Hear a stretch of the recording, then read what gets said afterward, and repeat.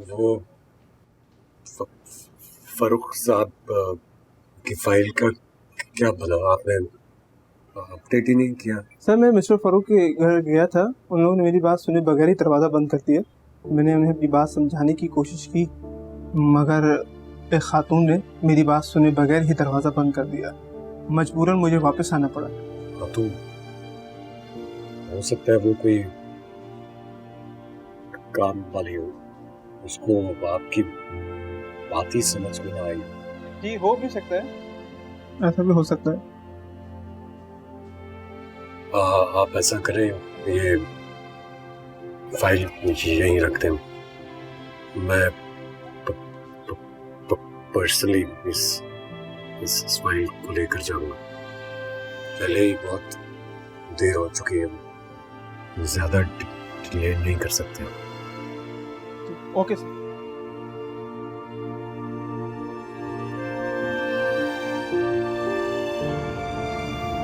समझ नहीं आता है कि क्या करूं। यकीन नहीं आता कि ये सब कुछ मेरे साथ ही हुआ है।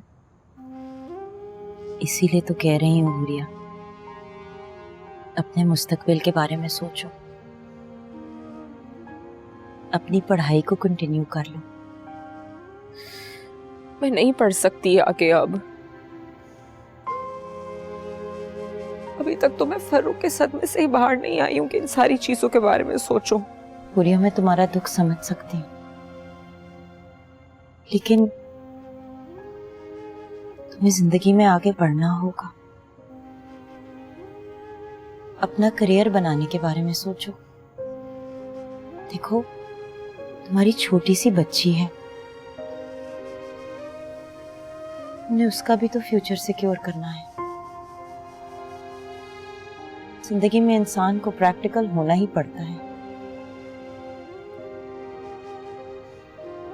बहुत से ऐसे काम करने पड़ते हैं जो इंसान नहीं करना चाहता।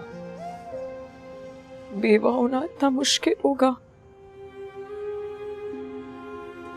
इस बात का अंदाजा नहीं था मुझे। समझ नहीं आ रहा है कि नौकरी करूं, आगे पढ़ूं या क्या करूं। मैं क्या सुकून से अपने घर पे नहीं बैठ सकती? जरूर बैठ सकती।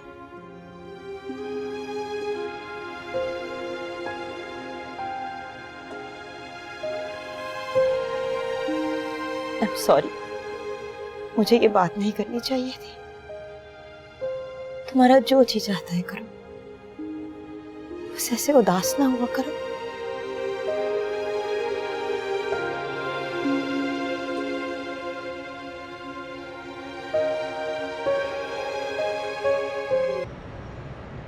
खाना खा लिया मिट्टू ने?